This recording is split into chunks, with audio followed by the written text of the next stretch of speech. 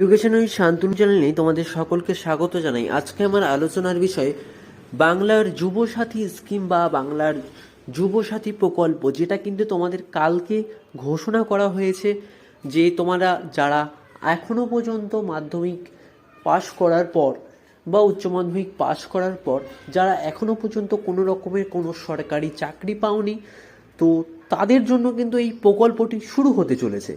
তো কবে থেকে শুরু হবে, কবে থেকে তোমরা সবাই আবেদন করতে পারবে এবং কি কি ডকুমেন্টস লাগবে সমস্ত কিন্তু আজকের ভিডিওতে তোমাদের জানাবো। যারা চ্যানেলটিকে এখনও সাবস্ক্রাইব করোনি তারা চ্যানেলটিকে অবশ্যই সাবস্ক্রাইব করে দেবে। রাজ্যের বেকার যুব সমাজের জন্য বড় খবর। পড়াশোনার শেষ, চাকরির চেষ্টা চলছে, কিন্তু মাঝের এই অনিশ্চিত সময়টাতেই সবচেয়ে কিন্তু কঠিন। সেই সময়ে পাশে দাঁড়াতে রাজ্য সরকারের নতুন উদ্যোগ বাংলার যুবসাথী প্রকল্প বা বাংলার যুবসাথী স্কিম, যেখানে 2026-27 অর্ধবর্ষের বাজেটে এই প্রকল্প ঘোষণা। মাসে 1500 টাকা ভাতা কারা পাবেন, কবে থেকে চালু হবে, কিভাবে আবেদন, সব তথ্য কিন্তু তোমাদের জানাবো আজকের ভিডিওতে। বৃহস্পতিবার বিধানসভায় বাজেট পেশের সময় অর্থ দপ্তরের স্বাধীন দায়িত্বপ্রাপ্ত মন্ত্রী চন্দ্রিমা ভট্টাচার্য ঘোষণা করেন রাজ্যের বেকার যুবক যুবতীদের জন্য চালু হচ্ছে বাংলার যুবসাথী প্রকল্প, যেখানে মুখ্যমন্ত্রী মমতা বন্দ্যোপাধ্যায়ের পরে জানান রাজ্যের প্রায় 30 লক্ষ যুবক যুবতী এই প্রকল্পে উপকৃত হবে। বাংলার যুবসাথী প্রকল্প এক নজরে তথ্য এবং বিস্তারিত জেনে নাও। প্রকল্পের নাম হচ্ছে বাংলা যুবসাথী। মাসিক ভাতা 1500 টাকা করে। বয়স সীমা কারা আবেদন করতে পারবে, 21 থেকে 40 বছর বয়সী যারা মাধ্যমিক পাশ করে আছো তারাই কিন্তু করতে পারবে। কারা পাবেন, বেকার যুবক বা যুবতী, ছেলে মেয়ে দুজনেই কিন্তু এখানে পাবে। কবে চালু হতে পারে, 15ই আগস্ট 2026। সর্বোচ্চ মেয়াদ 5 বছর। বাজেট বরাদ্দ করা হয়েছে কিন্তু এর জন্য 5 কোটি টাকা। কারা এই ভাতা পাবেন, শিক্ষা সংক্রান্ত স্কলারশিপ পেলে কোনো সমস্যা নেই।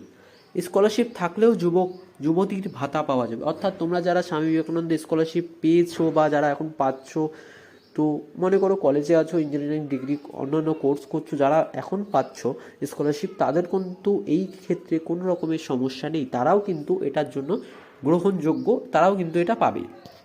এই ভাতা ছেলে মেয়ে নির্বিশেষে রাজ্যের সমস্ত যোগ্য যুব সমাজ পাবেন। যারা ইতিমধ্যে রাজ্য সরকারের সামাজিক সুরক্ষা প্রকল্পের ভাতা পান তারা এই প্রকল্পের আওতায় আসবেন না। এই প্রকল্পের মূল উদ্দেশ্য চাকরি খোঁজে থাকা যুবকের আর্থিকভাবে সহায়তা করা, বেকারত্বের সময় ন্যূনতম সুরক্ষা দেওয়া এবং কর্মসংস্থানের পথে অনুপ্রেরণা জাগানো। আবেদন করতে কি কি লাগতে পারে, তো এবার বলি তোমাদের যে এই বেকার ভাতা বা বেকার যুবক ভাতা স্কিমে প্রকল্পে আবেদন করতে তোমাদের কি কি ডকুমেন্টস লাগতে পারে।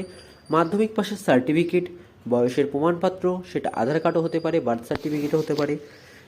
তারপর আধার কার্ড তো এমনিতেও তোমাদের লাগছে, ভোটার কার্ড বা ration card, bank account, date of বার্থের জন্য, মোবাইল নম্বর, ওটিপি যাচাইয়ের জন্য।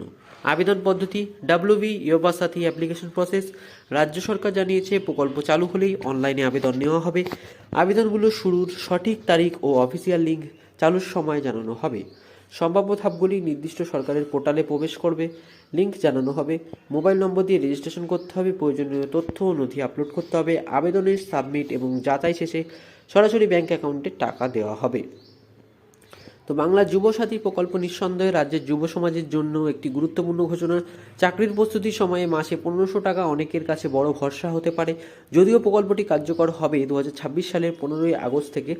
এই প্রকল্পে সংক্রান্ত লেটেস্ট আপডেট, আবেদন লিঙ্ক এবং সংক্রান্ত সমস্ত আপডেট পেতে কিন্তু আমাদের চ্যানেলটিকে অবশ্যই সাবস্ক্রাইব করে রাখবে।